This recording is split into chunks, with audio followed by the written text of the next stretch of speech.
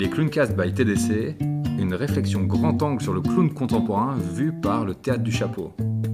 Avec Sylvie Felguérol et Alice Haché. Bah c'était pas mal ça aussi, non? Oui. Tu vois, bah ça y est, c'est fait quoi. Qu'est-ce qu'on... Bah voilà, allez, Avec nos rires c'est par-dessus. plié.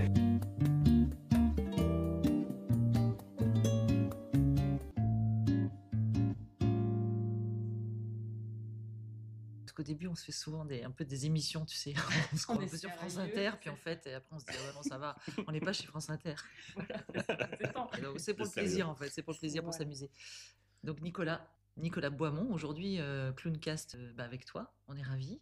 Avec Sylvie d'être là, on est chez Moi toi aussi. en plus. Tu nous invites dans ta maison, il y a une galette des rois, il y a du bon café, donc on est dans de bonnes conditions. Bonne ambiance. Un peu dire qui tu es pour qu'on sache voilà, d'où tu vas parler. Donc toi, tu es pédiatre à l'hôpital de Bagatelle à Bordeaux. Oui. Et tu es aussi hypnothérapeute, on peut dire ça comme ça. On dit comme ça, ouais. Ouais, Ou tu fais praticien en hypnose. ou praticien en Ouais, hypnose. les deux. Donc tu utilises l'hypnose aussi dans le cadre de ton boulot. Et puis après, tu as un parcours clown que tu as commencé sans nous à Paris.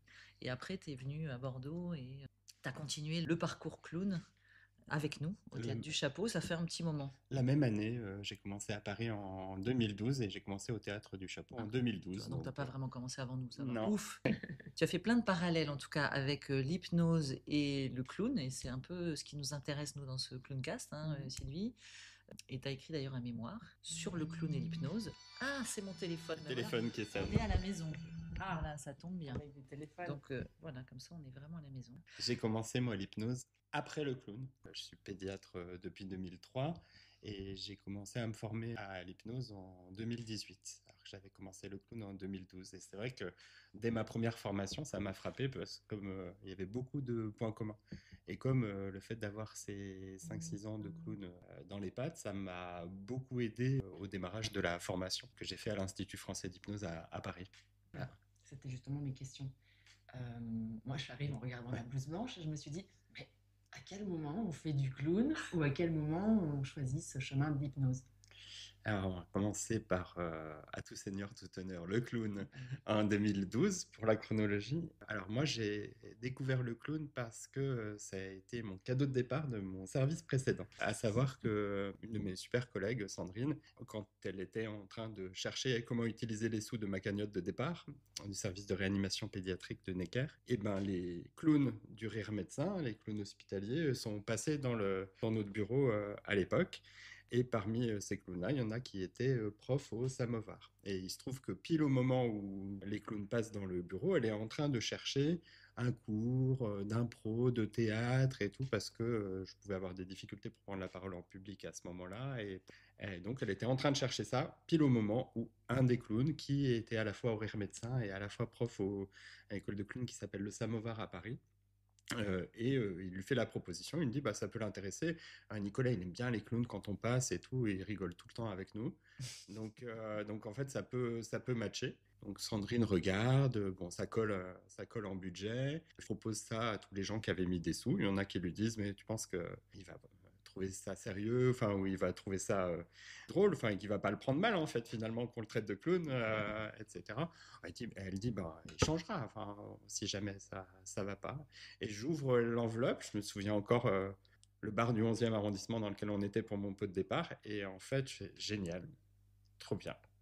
Et ça m'a tellement plu, c'était en juillet 2012 que je me suis repayé une semaine C'était une semaine, et j'ai refait une semaine du coup avant de partir de Paris, avant de quitter Paris, avant même de commencer ici. Dans le trajet entre Paris et ici, j'avais appelé le Théâtre du Chapeau et j'ai pris en cours la première année l'atelier du lundi, Ouais. en décembre 2012. Donc j'ai fait deux fois l'année de l'atelier du lundi parce qu'il y en a une que j'avais pris en cours. Voilà. C'est quand même génial. Démarrage. On dit souvent qu'il y a parfois pas des hasards, il y a des rendez-vous, mais là en plus c'est des gens qui prennent rendez-vous pour toi. Des gens qui te connaissent sacrément bien quand même. Hein. Oui, ça c'est sûr. Et du coup, c'était Nicolas ou Nicolas, le pédiatre, qui veut améliorer son élocution, qui en fait a fait ce stage, qui a ressenti le besoin de refaire une semaine? Ah non, c'était moi. Le clown c'est bizarre par rapport à tous les liens que fait le clown avec ma vie professionnelle, mais notamment par rapport à son démarrage. Mais c'est vraiment le clown, c'est pour moi, c'est un besoin, c'est quelque chose d'important qui est là même quand il n'est pas là. C'était vraiment moi qui avais besoin Et quand tu dis de ça. t'as besoin, c'est quoi ce besoin que ça vient nourrir en fait le clown? Là, c'est besoin d'exister, d'avoir une place, d'être en mouvement, enfin d'être très, très libre, voilà, avec ce côté décalage, finalement, par rapport au jugement, principalement le sien, quoi, qu'on peut avoir sur ce qu'on fait au quotidien. Enfin, c'est un peu comme si ça donne de la respiration, quoi. Je pense que c'est quelque chose qui est difficile à comprendre pour les gens qui n'ont pas Mm. expérimenté le clown. Ouais, voilà, c'est comme une bulle d'air, c'est comme quelque chose vraiment qui permet de respirer, de trouver de la place. Je suis assez d'accord de toute façon sur le fait que c'est un peu difficile d'expliquer le clown Mm. à ceux qui n'ont jamais pratiqué, qui n'ont jamais fait, qui n'ont jamais vu. Ceux qui ont mis un doigt dedans ou un pied dedans, Ou un nez ils dedans. comprennent vite, ouais, ou un nez dedans. Ils captent vite en fait ce que. Mais c'est vrai que c'est pas simple à faire toucher du doigt en fait ce plaisir ou cette liberté qu'on peut trouver, comment on trouve sa place, ou comment le clown va, je sais pas, enrichir notre vie, quel que soit finalement notre métier ou quelle que soit la personne qu'on est. C'est étonnant comme c'est compliqué d'expliquer comment ça peut être important. Enfin, c'est pas juste un hobby, c'est pas juste un passe-temps, c'est quelque chose qui est beaucoup plus engageant finalement, parce que c'est assez entier. La manière dont on est, la manière dont on est présent, en fait, même si c'est sur des petits moments. Et quand je dis que ça rejoint l'autre sujet, en hypnose aussi, finalement, même si c'est un peu à côté, il y a aussi un engagement qui est un engagement complet de la personne dans le fait de faire de l'hypnose ou le fait de bénéficier d'une thérapie en hypnose, voilà. Ou soi-même faire sa séance d'auto-hypnose. Mais alors du coup, est-ce que c'est le clown qui t'a donné envie d'aller vers l'hypnose? Non. Et alors du coup, parce que là, le clown, on a bien Ouais, compris comment tu es venu au ouais. clown. Et alors comment tu es venu à l'hypnose en Alors je, tant que suis, médecin? alors, je suis venu à l'hypnose, alors là, c'est plus sur le parcours professionnel. Moi, j'étais médecin de réanimation pédiatrique dans un service où il y a des enfants très malades et beaucoup de mortalité. C'est un service dans lequel j'ai appris l'accompagnement de fin de vie et j'ai appris aussi l'éthique médicale par rapport aux décisions.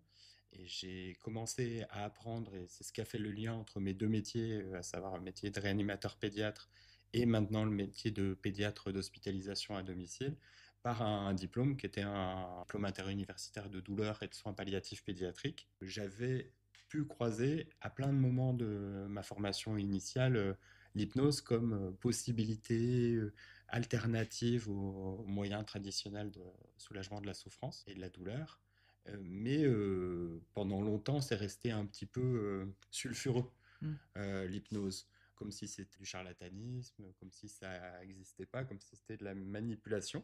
Et c'est vraiment que, depuis déjà quand même pas mal d'années, que c'est devenu une science reconnue, avec tout ce qu'il faut comme niveau de reconnaissance, mais aussi de preuves scientifiques et neuroscientifiques. Et donc pendant tout un temps, j'ai pas franchi le pas de découvrir ça sur ce côté un petit peu à la marge, sur le côté. Ouais, ça cadrait pas vraiment avec Non, ça cadrait pas complètement. la Et puis je voyais médecine plus pas, traditionnelle, on va voilà, dire. je voyais pas trop comment le faire. Et puis surtout, j'avais déjà eu des bouts de formation d'hypnose, donc j'avais potentiellement de quoi faire déjà avec. J'avais jamais franchi le pas de commencer à me former. Et finalement, en 2018, je me dis, c'est bien, il faut s'y mettre pour découvrir, voir si c'est quelque chose de complémentaire.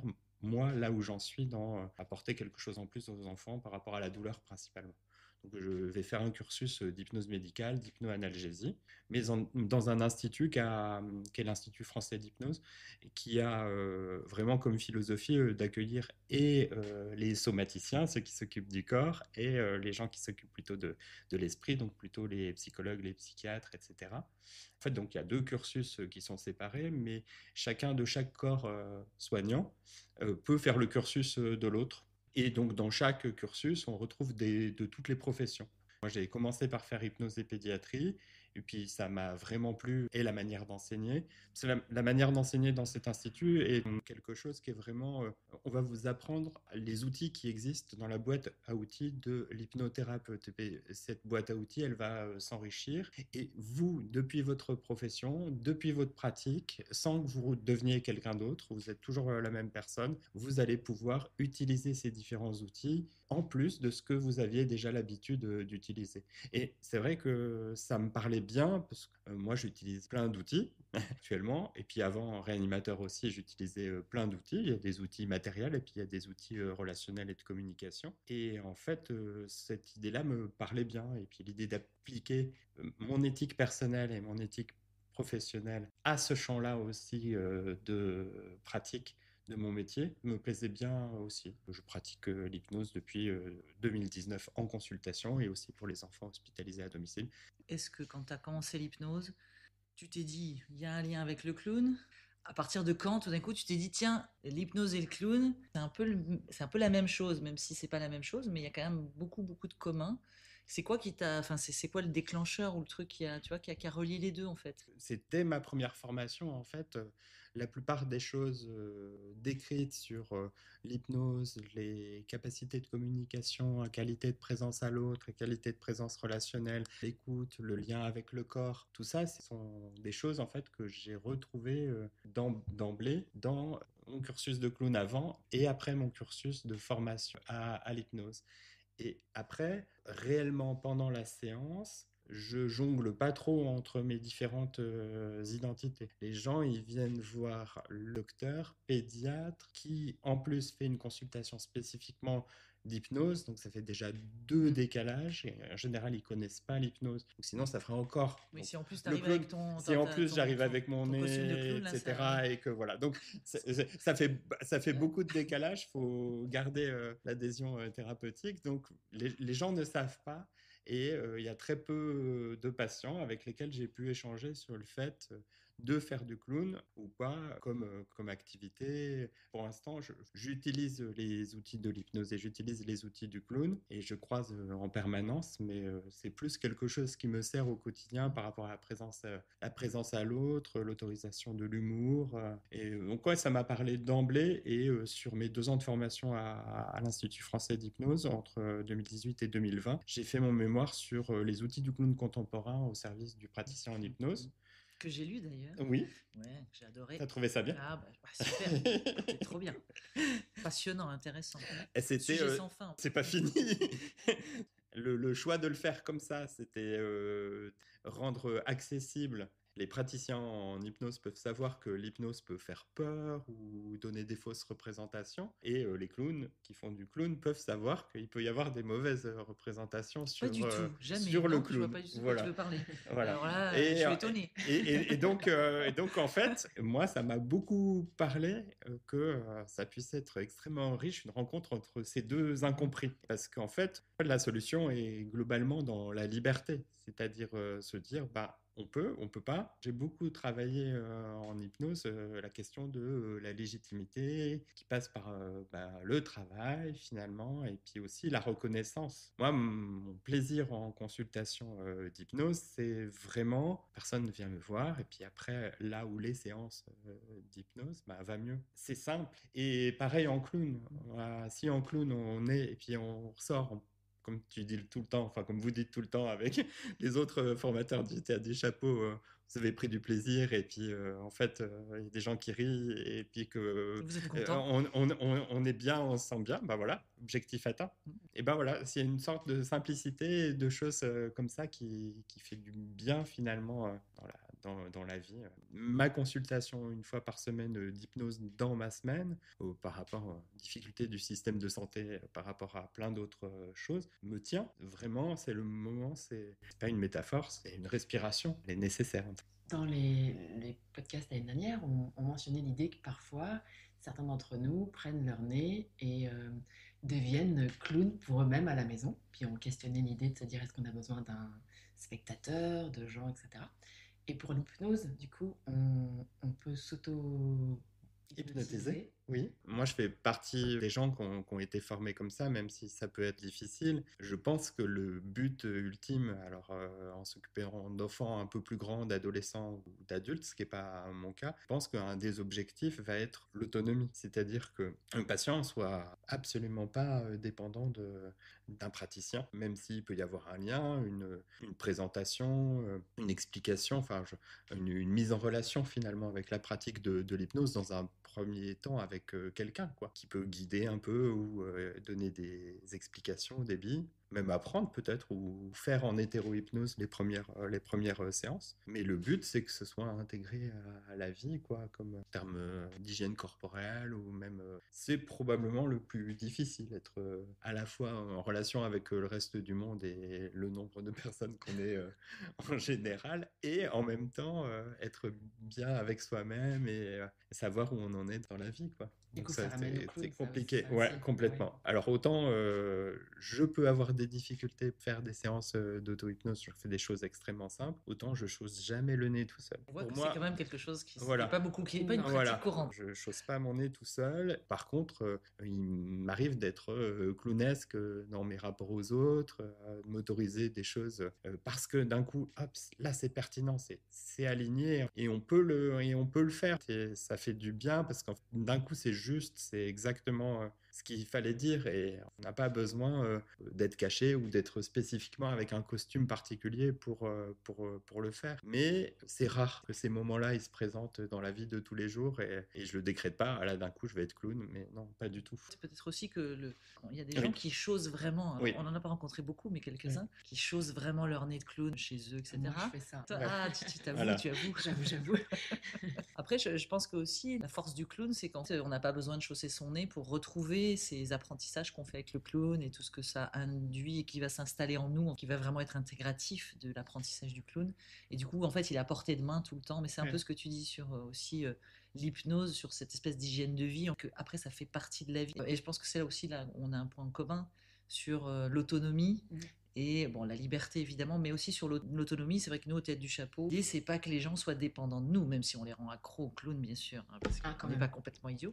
Mais en tout cas, l'idée, c'est pas de les maintenir au Théâtre du Chapeau sous emprise de notre pédagogie ou de ce qu'on pourrait leur apprendre. Et c'est qu'après, ils puissent voler de leurs propres ailes. Alors, ils viendront au Théâtre du Chapeau parce qu'il y a des stages, il y a plein de choses. Et que je trouve vachement intéressant de viser l'autonomie, quoi qu'il arrive, De révéler, pour les réveiller autres. quelque chose. Quoi. Après, moi, sur ma formation d'hypnose, j'ai eu la chance d'avoir un superviseur qui nous a beaucoup mis de restant dans sa formation et c'est quelqu'un qui faisait de l'hypnose avec comme objectif principal de ne rien faire, tout simplement que les choses se passent parce qu'elles doivent se passer, parce qu'il existe les ressorts inconscients à l'intérieur permettant que les gens aillent mieux, le fait que ces ressorts, ça peut se mobiliser tout à fait. Et puis ça peut aller jusqu'à la fin de la plainte, quoi. La fin du symptôme douloureux, la fin de ressenti difficile de la vie ou des accidents de la vie qu'on peut avoir. Parce que simplement, ça s'arrête, hein. Pas réparer, on n'a pas trouvé une solution pour la personne. C'est pas du tout la même manière de faire. Je pense que ça a un lien avec cette formation, mais aussi avec les patients dont je m'occupe. Les enfants sont très, très, très actifs au niveau du cerveau, très facile à faire ce qu'on appelle en hypnose une dissociation, c'est-à-dire finalement être là et être en même temps à un autre endroit, une capacité à jouer, à passer d'un état à l'autre. Donc on se sert de ça. Et vraiment en hypnose, très souvent, moins j'en fais, mieux ça marche. Là, on est carrément sur le même sujet, quoi. Parce Ouais. que nous, en clown, c'est ça aussi. Ouais. Moins j'en fais, plus je suis. Oui. Donc, comme on va être beaucoup sur être. Il y a quelque chose d'autre aussi, j'avais retrouvé en clown, notamment quand on se prépare avant de chausser dans les formations, c'est tout ce qui va être synchronicité, c'est-à-dire finalement se mettre dans l'émotion, le rythme de l'autre, son propre état à l'intérieur, voilà. Et ça, en fait, j'ai complètement retrouvé dans mes premières formations d'hypnose que j'ai pu avoir, et un truc qui s'appelle le pacing respiratoire. Une séance, elle va beaucoup mieux marcher, même si on ne dit pas grand-chose avec les mots qu'on utilise, si on parle sur l'expiration de l'eau. Voilà, si on fait attention simplement à la manière dont la personne parle, la manière dont elle respire, et donc si la personne, si on parle au moment où du coup la personne expire, on a vraiment une capacité simplement parce que finalement, on est dans le même rythme respiratoire que la personne. Ça, c'est super intéressant, je trouve, parce que moi, ça me fait penser au rapport qu'on peut avoir avec le public. Cette espèce de comment on va respirer ensemble. Enfin, tu mets les mots que tu y mets sur l'hypnose, mais moi, ça me fait penser, quand on est clown sur scène, à comment on respire avec son partenaire, avec soi-même et aussi avec le public. Et c'est vraiment quand on est dans cette respiration commune que du coup, on passe dans une autre dimension. Dans le jeu, et du coup, on peut être... on peut se décaler, comme tu disais, dans l'hypnose. En fait, on est toujours là, bien sûr, assis sur son fauteuil. On est conscient qu'on est sur une scène. Enfin, je veux dire ça. Mais pourtant, on s'échappe. On part dans l'imaginaire. On part dans un autre monde. Et même bien des fois, après, on se dit, oh là, on revient à la réalité. Et c'est comme si on s'était échappé de cette réalité. Moi, je suis de plus en plus convaincu que, au départ, en fait, les similitudes qu'il y a entre le clown et l'hypnose m'ont fait penser que le clown était un état hypnotique. Au congrès de la Fédération francophone hypnose thérapie brève, là, au mois de mai 2024 à Bordeaux. Donc, nous avons eu la chance de participer. Et de faire une communication orale et 2 ateliers qui étaient très bien et qui ont eu plein de succès. C'est vrai, disons-le. J'ai pu entendre différentes conférences qui étaient très chouettes sur les états ordinaires de conscience, les états de conscience modifiés, les états non ordinaires de conscience. Et finalement, il y a plusieurs choses qui sont un petit peu frontières. Donc, tout n'est pas hypnose, tout n'est pas transe, parce que c'est un autre mot qu'on retrouve dans le langage de l'hypnose. On peut parler de transe chamanique, de transe avec la danse, la musique. Ça relève tous les états de conscience qui sont pas les états de conscience classiques où on est comme on est là en discussion, on écoute les mots qu'on se dit, on est en état de conscience critique, on va dire, on va pouvoir interagir les uns avec les autres. Mais il existe plein d'autres états de conscience qu'on appelle des états non ordinaires de conscience, sans forcément qu'ils aient été modifiés. Je pense que le clown est un état non ordinaire de conscience. J'espère qu'on réussira à le montrer, qui apporte, voilà, et qui est probablement à étudier de la même manière qu'on peut étudier actuellement les gens qui sont en hypnose, en transe profonde, en transe légère, en hypnose conversationnelle, voilà, où il y a déjà plein de gradients d'un ensemble de choses qui s'appellent hypnose. Mais je pense qu'en clown aussi, il y a probablement plein de gradients d'états non ordinaires de conscience clownesque. Oui, non, mais carrément, voilà. Parce qu'il y a des gens qui sortent d'impro, qui se rappellent super bien de tout ce qu'ils ont fait. Il y a des gens qui sortent d'une impro de clown, ils se rappellent de rien, mais on a l'impression qu'il y a eu une espèce de blackout, alors que pourtant ils ont vécu le truc, ils étaient là. Enfin, il y en a qui se rappellent par bribes. Enfin, ça t'est arrivé aussi, Sylvie. Enfin, moi, ça m'arrive aussi en impro. Des fois, des fois, on se rappelle pas de tout, hein, on se rappelle de certaines choses. Donc, c'est le propre des états dissociatifs, parce que quand on peut être un peu dissocié de son corps ou dans un état de transe, qui fait qu'on est un peu différent de soi-même. Et débordé par des émotions qui arrivent d'on ne sait pas où, tellement fortes qu'on est emporté par l'événement. Une fois qu'on déchausse son nez, une fois qu'on sort de transe, en transe hypnotique, on est dans un état particulier. En hypnose, il y a plein de manières de le dire. Il y a le fait de se réassocier à la réalité ou le fait de retrouver son état de conscience ordinaire. Et je trouve qu'en clown, ça, parfois, c'est un petit peu l'atterrissage, quoi. Parfois, ça a été tellement intense que on a l'impression, en fait, que la seule vie qui existe est là, alors que, en fait... non, c'est des états de conscience différents, une sorte d'exaltation, une sorte de bien-être. Il doit se passer beaucoup de choses en termes hormonaux dans le cerveau à ce moment-là, mais le après, parfois, c'est un peu quelque chose de particulier. Et elle me dit, tiens, l'hypnose peut peut-être apporter des choses parce qu'on en hétéro-hypnose avec un hypnothérapeute ou en auto-hypnose, on fait très attention à la manière dont on se réassocie après une séance. Enfin, c'est une des grandes nécessités de la manière, du fait de bien former les gens, de bien accompagner, le fait d'avoir des supervisions pour continuer à bien faire la pratique, parce qu'il faut bien réassocier les gens après une séance, en fait. Alors, on voit que dans l'hypnose et dans l'hypnose thérapeutique, peut-être qu'il y a aussi beaucoup de réflexion de comment on fait ça. Oui. Nous, on fait ça peut-être un peu plus de façon, je ne sais pas comment dire, instinctive. Mais en fait, après Vous le faites au débrief. Oui, en fait, voilà. les impros de clown, il y a toujours un moment de retour, un moment de débrief. Et c'est vraiment des moments aussi pour qu'on puisse parler de ce qui s'est passé. Puis qu'en fait, les gens, ils atterrissent. Et on voit bien, des fois, il y en a, ils sortent... ils sont encore dans le truc, ils sont pas encore tout à fait là, ou des fois ça les déborde d'émotions, puis je sais pas, ça les a amenés quelque part, et donc on est toujours très attentif. C'est pour ça que je pense que le moment de retour est aussi très important, alors, pour comprendre le jeu, pour le dénouer, pour l'expliquer, pour avoir des points d'appui. Au niveau technique, enfin en tout cas c'est la première fois quand on entend parler comme ça, je me dis ça c'est vraiment un truc aussi qu'on a en commun sur comment il faut faire attention quand les gens ils sortent du clown et de comment on leur parle en sortie d'une impro, ou de comment on se parle en sortie d'impro. Nous, on le dit souvent, quand on sort d'une impro, quand on fait des soirées impro, par exemple, on dit au public, voilà, allez voir les comédiens, dites-leur que des choses gentilles. Voilà, parce qu'on est un peu vraiment très cœur d'artichaut, enfin, on est vraiment chamallow, quoi. Moi, je trouve, quand on a vécu des moments de clown forts.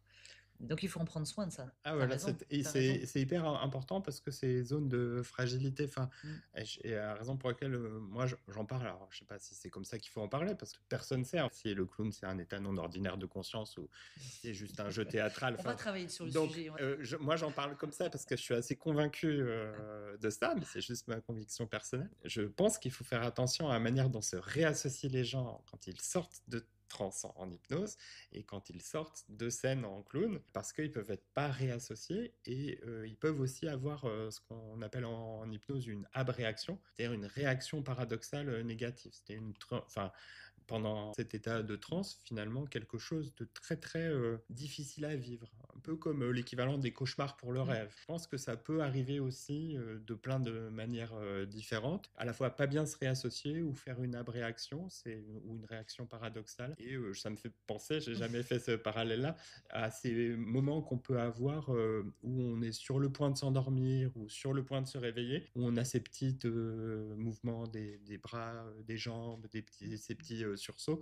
Et dans ces moments-là, on peut être encore un peu dans le rêve ou pas encore réveillé, mais on sait déjà en gros quel va être le planning de la journée, mais en même temps, on est en train de suivre le train du rêve qu'on avait. Donc, ces moments-là, c'est des moments un petit peu instables, où on est, je ne sais pas si on est autant fragile que le reste du temps, mais on est probablement un peu fragile dans ce moment-là, notamment face à quelqu'un qui va être complètement en état de conscience ordinaire critique, avec d'autres objectifs, etc. Donc bien, je pense, pour les moments, enfin en tout cas pour moi je ne peux que abonder dans voilà. ce sens-là. Enfin, et je pense qu'au Théâtre du Chapeau, on est particulièrement attentif dans notre façon d'être pédagogue et de transmettre le clown, même si nous on est sur la transmission d'un art qui est l'art clownesque, et on n'est pas dans de la thérapie, on n'est pas dans tout ça parce que c'est pas notre métier, c'est pas notre connaissance, c'est notre compétence. Mais je pense qu'on y fait très attention aux humains qu'on a en main, parce qu'on sait très bien que quand on travaille sur le clown, ça déstabilise, enfin ça met un peu la tête à l'envers, ça met dans un état de conscience peut-être différent, et que du coup il faut réattérir en fait. Ouais, et du coup ça fait penser à ce que vous faites par rapport au public, parce que comme le public est là, lui il est dans son état normal, conscience, ordinaire. Voilà. Et du coup lui permettre de dire non, on essaye d'être juste un peu différent dans l'observation de quelque chose un peu magique qui est en train de se passer, dont personne n'a vraiment le tenant et l'aboutissant, mais qui va se dérouler devant les yeux, à la fois sur la scène et du coup dans la salle avec les gens qui observent. Ouais, et puis du coup, c'est intéressant parce que finalement, au bout d'un moment, très rapidement, le clown embarque le public aussi dans cet état de conscience. Parce que quand on est au spectacle, ça marche pour plein de spectacles, mais je veux dire, une soirée impro clown, au bout d'un moment, on oublie on sait qu'on est sur une chaise assis, tout ça, mais pourtant, on est complètement absorbé dans le monde et on part avec les clowns. En fait, on part de la même façon, je pense. Donc c'est quand même assez génial, ça aussi, je trouve. Et ce qui m'a parlé tout à l'heure, je crois, si j'ai pas mal compris le propos, c'est cette relation avec le patient. Tu parlais de cette respiration et du fait de me parler sur l'expiration. Et je me suis dit, ça a fait penser à l'idée que le patient, il est aussi un partenaire. En l'occurrence, c'est pas du jeu. En fait, on est d'égal à égal sur un certain plan avec le patient, parce qu'on crée quelque chose, on crée un lien, un moment, une histoire, une respiration, et qu'on va développer ensemble. Et le patient, il va aller vers potentiellement aller mieux et se sentir saisir d'autres choses, d'autres réalités. Et dans le jeu sur la scène, on crée quelque chose, et c'est pareil, on est tous les deux transformés, parce que du coup, on tire pas, on fait pas, on décide pas. On se met à parité, tu veux dire, Ouais, en fait, c'est on ça. n'est pas Finalement, dans un schéma respirer de... aussi, Ouais. Alors, je me rends compte que mon hochement de tête se voit pas au podcast, du coup. Non, ça, Voilà. c'est ça. Tu peux faire du hochement. Voilà. Nicolas hoche de la tête. Et On dit oui, voilà, je suis donc d'accord. je hoche de la tête. C'est vrai que ce côté humble, finalement, quand on parle en relation thérapeutique à position basse, qui est pas une position basse, dans le sens comme s'il y avait un rapport hiérarchique, mais qui est juste une position humble, d'égal à égal, comme tu disais. Ça, de toute façon, c'est absolument nécessaire qu'il puisse y avoir des moments de séance d'hypnose qui soient comme ça, soit au démarrage, soit pendant la séance, soit pour après. Mais cette proximité, elle est vraiment importante. Et moi, je fais pas du tout partie des gens qui, alors peut-être parce que je sais pas faire, mais en tout cas, j'ai pas cette envie de le faire de l'hypnose directive, à appliquer un protocole, à faire des choses qui sont, qui vont, voilà, qui sont d'une droit raide et qui vont dans une seule direction, celle que le docteur a décidé. Voilà, c'est pas la philosophie dans laquelle je fais ce soin-là, avec une grosse crainte que ça puisse être malveillant et maltraitant, ce type de choses. Mais surtout, comme je disais tout à l'heure, moi, pour l'instant, mon petit parcours d'hypnothérapeute me fait plutôt dire que plus je me mets en retrait et plus je laisse la place au patient pour trouver ses propres solutions, mais en le guidant dans cet état qu'il ne connaît pas encore, de la transe hypnotique, bah c'est là où il y a la plus d'efficacité. Donc, comme mon but, c'est que le patient aille mieux, ben, c'est là où lui va trouver les solutions. Donc, c'est un peu gagnant-gagnant, 2 fois pour le patient. Il va pouvoir trouver les solutions tout seul et résoudre son problème. Ouais, c'est pour Voilà. ça, chacun sa place, Ouais. prendre sa place, Ouais. pas de refus de jeu, et Voilà. on Voilà. joue ensemble sur le soin. Et l'autre chose qui marche bien aussi par rapport à l'hypnose, c'est le oui et. Parce qu'en fait, c'est un mot extrêmement puissant en hypnose, c'est le oui. Et donc, on soigne ces transitions. Et alors, c'est vraiment dans les premières choses que j'ai pu entendre, c'est fais pas de oui, mais qui vient casser, qui vient bloquer finalement. Parce qu'en fait, on met un bémol comme s'il y avait une partie du patient qu'on n'acceptait pas. Voilà. Et en fait, on fait du oui et, peu importe ce qu'on rajoute derrière, en fait.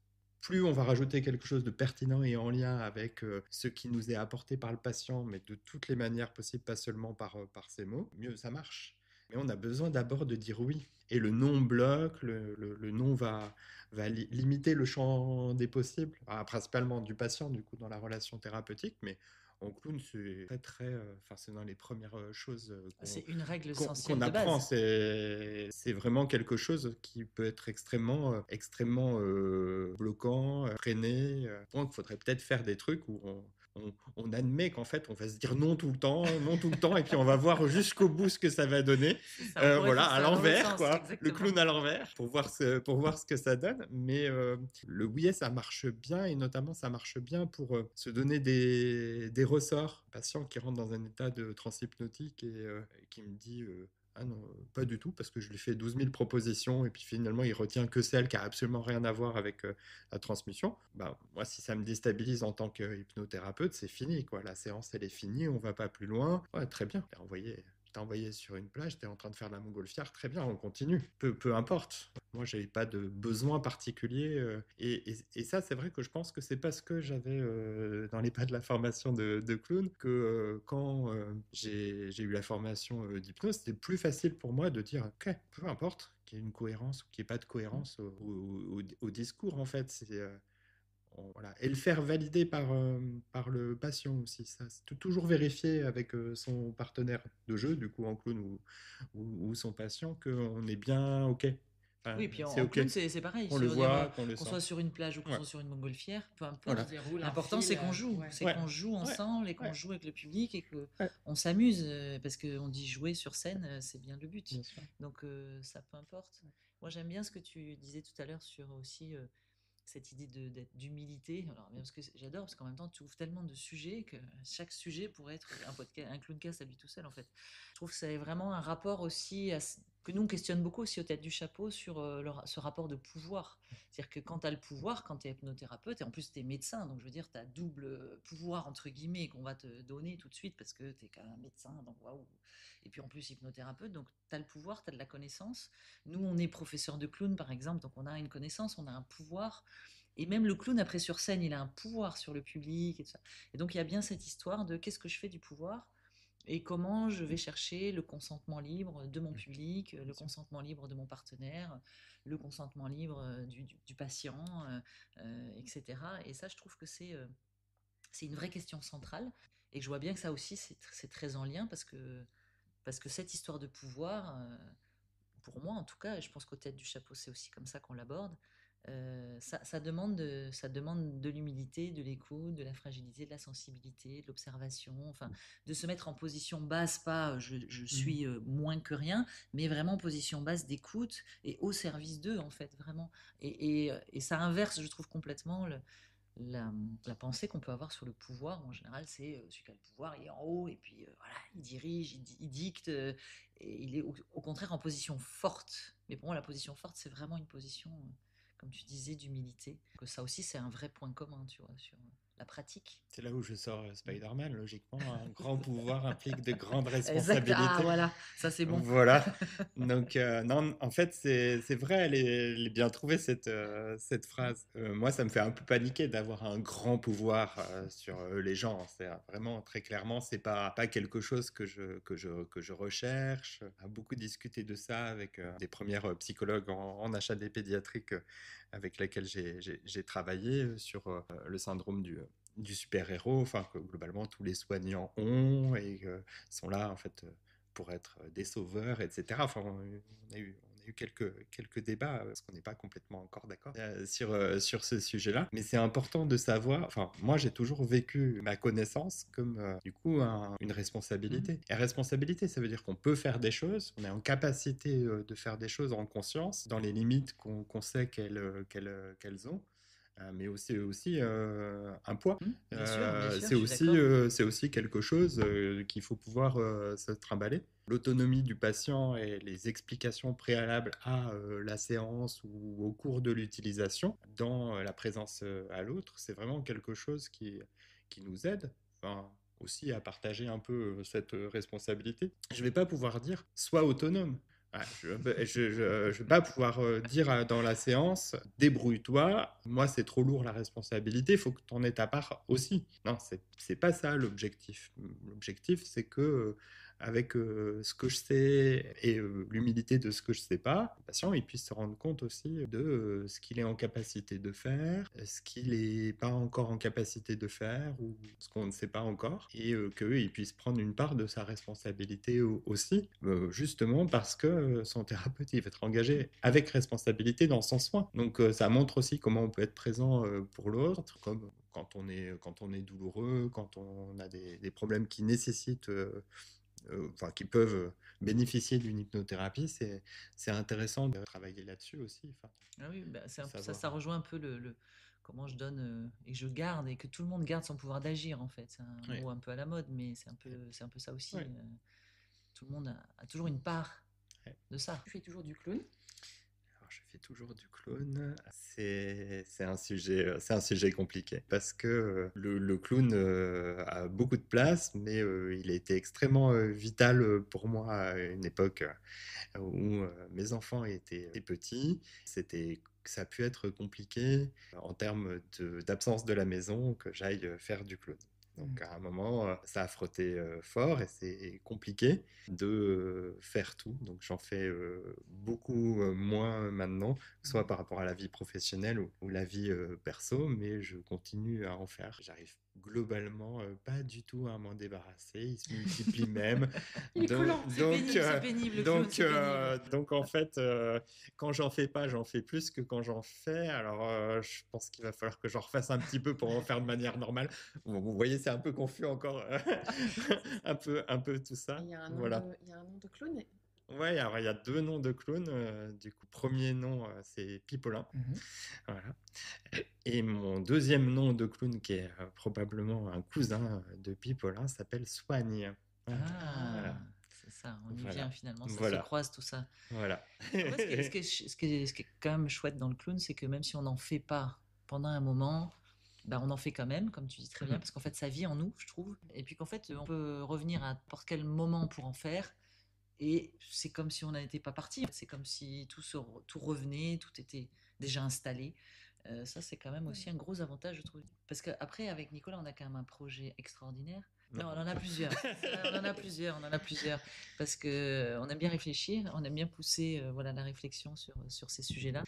Quand on parlait tout à l'heure d'état de conscience, on aimerait bien mettre un clown dans un IRM Ouais. avec un vrai Scientifique. neuroscientifique et qui puisse vraiment, même peut-être en jeu, mettre des électrodes et voir qu'est-ce qui se passe dans le cerveau d'un acteur quand il est clown. Est-ce qu'on est dans un état de conscience, de conscience clown modifié, enfin, etc. Et qu'est-ce que ça induit là, on aurait des précisions scientifiques et du coup, on pourrait plus nous prendre pour des clowns ou pour des rigolos, je sais pas, ou des gens pas sérieux, des saltimbanques. Voilà, là, on serait officiellement, on aurait des chiffres. Par rapport à l'hypnose, la connaissance neuroscientifique des processus d'hypnose et des trans, ça a été quelque chose d'assez central, ce qui permet du coup de ne pas cantonner l'hypnose au champ des sciences sociales, de la relation ou de la psychologie. Il y a vraiment un bagage actuel sur les états de conscience modifiés et la connaissance de la conscience. C'est vrai que ce congrès était très enrichissant avec Lionel Nakache, Raphaël Gaillard, Antoine Bioy. C'était un très, très, très chouette congrès de pointure, même au niveau international. Ils apprennent beaucoup de choses sur ces états de conscience, le sommeil, sur les états de mort apparente. Les zombies. Voilà, les zombies. Voilà, donc il y avait beaucoup de choses très variées. Et je me suis dit que mettre un clown de manière définitive dans une IRM fonctionnelle, très très pointue pour voir quelles zones, est-ce que c'est les mêmes qu'en hypnose, est-ce que c'est les mêmes qu'en transe profonde, pas en transe profonde, comment ça se passe. Un clown, c'est peut-être plus facile à rentrer dans une IRM qu'un derviche tourneur. Voilà, moi je suis partie. Voilà. Moi je suis partant. Je pense que mon clown Pénélope Berthier. On fait un appel à Lionel Nakache. Parce qu'après, il faut avoir évidemment des 2-3 personnes qui travaillent un projet. Oui, un projet. Parmi d'autres. On a d'autres projets de monter aussi des formations clown et hypnose vraiment pour des gens qui pratiquent déjà l'hypnose et pour voir comment le clown peut continuer à complémenter ce travail-là et tous les parallèles qu'on peut faire ensemble parce que c'est...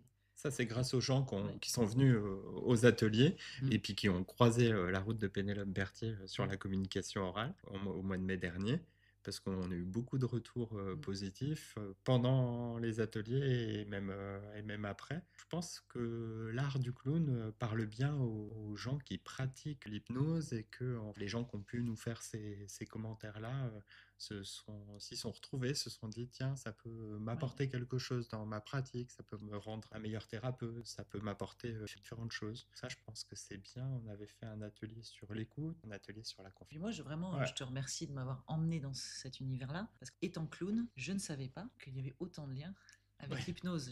Alors, je le savais un peu parce qu'on en discute, mais j'ai découvert des gens qui parlaient de l'hypnose et je me disais, en fait, à la place d'hypnose, on mettrait clown, que ce serait le même sujet. Et puis, j'ai vu aussi l'impact que ça avait avec des professionnels et ça m'a ouvert vraiment un champ de réflexion sur ce sujet-là où j'aurais pas pensé qu'il y avait autant de liens avec le clown. Donc, ça me fait redire encore une fois que le clown est quand même vraiment exceptionnel, universel et que ça s'adresse à tous les humains et sur tellement de sujets. On peut le croiser avec tellement de choses.